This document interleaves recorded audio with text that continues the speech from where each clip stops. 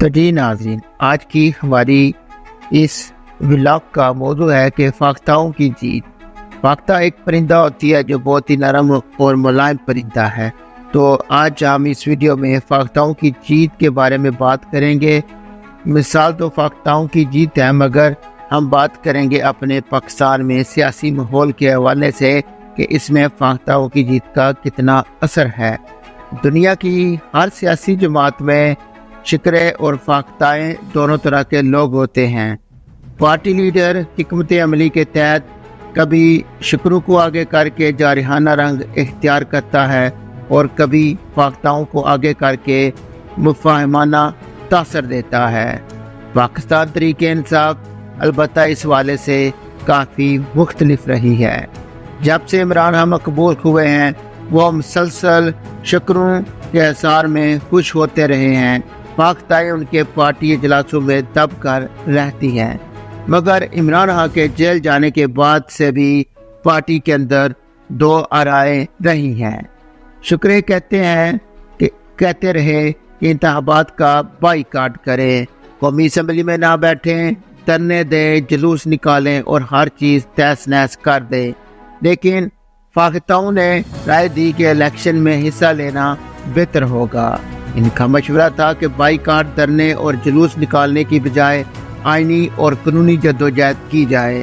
عمران خان نے باوجود دوسری طرف کی رائے کی شدت کے فاختاؤں کی رائے کو تسلیم کیا۔ شکرے کہتے رہے سپریم کورٹ سے انصاف نہیں ملے گا، قومی اسمبلی میں بیٹھنے اور حلف اٹھانے کا مطلب انتخابات کو تسلیم کرنا ہوگا۔ شکرے کان برتے تھے کہ فاختائیں کمپرومائزڈ ہیں، وہ یہ سب مقتدرہ کے ایجنٹ ہیں، لیکن سپریم کورٹ کے مخصوص نشستوں کے فیصلے سے ثابت ہو گیا ہے کہ فاختاؤں کے دلائل درست تھے۔ اس نظام کو اندر انہیں انصاف مل گیا، وکیل جیت گئے اور شکرے ہار گئے۔ سید علی ظفر، بیرسٹر گوہر، اسد قیصر، عمر یوب اور وکلاء سلمان اکرم راجہ اور سلمان صفدر نے مشکل ترین حالات میں آئین، قانون اور پرامن جدوجہد سے فتح حاصل کر لی۔ اگر شکروں اور یوٹیوبرز کے مشورے پر چلا جاتا تو آج پارٹی کی باقی قیادت بھی جیلوں میں ہوتی، فیصلے بھی ان کے حق میں نہ آ رہے تھے، جو ریلیف اور سپورٹ مل رہی ہے وہ بھی نہ ملتی۔ سوال یہ ہے کہ آئندہ بھی فاختاؤں کی پالیسی چلے گی یا پھر شکرے پارٹی کو جارحیت کی طرف دھکیل دیں گے۔ اصل میں ہر مقبول لیڈر کو جارحیت کے مشورے اچھے لگتے ہیں اور پھر وہ اپنے ارد گرد بھی ایسے ہی لوگ اکٹھے کر لیتا ہے جو اس کی پسند کے مشورے دیتے ہیں۔ دوسری طرف عوام کے ہجوم اکٹھے ہوتے ہیں تو وہ موب فسیالوجی یعنی ہجوم کی نفسیات کے تحت اپنی ذاتی نفسیات کو بھول کر اجتماعی نفسیات کے تحت عمل شروع کر دیتے ہیں۔ فرض کریں ایک ایسا شخص جس نے کبھی زندگی میں پتھر یا کنکر تک نہیں اٹھایا، جب وہ ہجوم میں شامل ہوگا تو وہ تشدد پر اتر آئے گا۔ اپنی انفرادی زندگی میں وہ پرامن شہری ہوگا، مگر ہجوم میں وہ انتہا پسندی میں سب سے آگے ہوگا۔ 9 مئی کا واقعہ ہو یا تشدد و تخریب کے دوسرے واقعات، ان میں ہجوم کی نفسیات کار فرما ہوتی ہے، اور جب کوئی ایک شخص کنکر پھینکتا ہے یا آگ لگاتا ہے تو ہجوم میں سے بہت سے ایسے جنہوں نے کبھی چڑیا بھی نہیں ماری ہوتی، وہ آگ پر تیل پھینکنے میں سب سے آگے ہوتے ہیں۔ تحریک انصاف میں جوش اس قدر زیادہ ہے کہ ہوش کی بات سنائی ہی نہیں دیتی۔ اب جب کہ انہیں قانونی جنگ میں اتنی بڑی فتح ملی ہے، اب ہوش کے پہلے سے بھی زیادہ ضرورت ہے۔ سپریم کورٹ کے فیصلے کے بعد شکرے نئے سرے سے صف بندی کر رہے ہیں اور کہہ رہے ہیں کہ گرتی ہوئی دیوار کو بس دھکا دینے کی ضرورت ہے۔ اب نہ مقتدرہ اور نہ ہی حکومتی جماعتیں ان کا راستہ روک سکتی ہیں۔ اب اقتدار کا ایک پکا پکایا پھل ان کی گود میں گرنے ہی والا ہے۔